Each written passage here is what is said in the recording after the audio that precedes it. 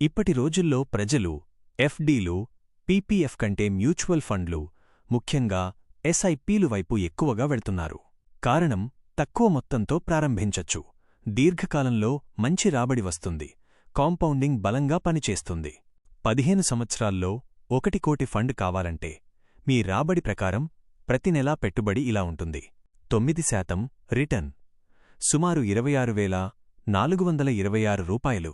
10% return, 24,127 రూపాయలు.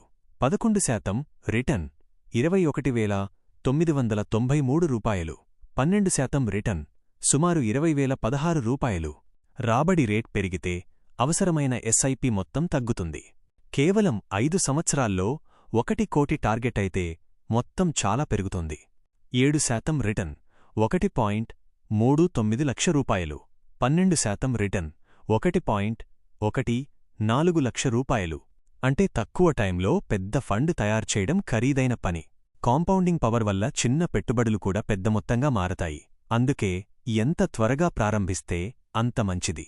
15 సార్లు 15 rule ప్రకారం నెలకు 15,000 రూపాయలు సెప్పి 15% రాబడి. 15 సంవత్సరాల్లో దాదాపు 1 కోటి. అదే డబ్బు మరో 15 ఏళ్లు కొనసాగితే 10 కోట్లకు చేరుతుంది.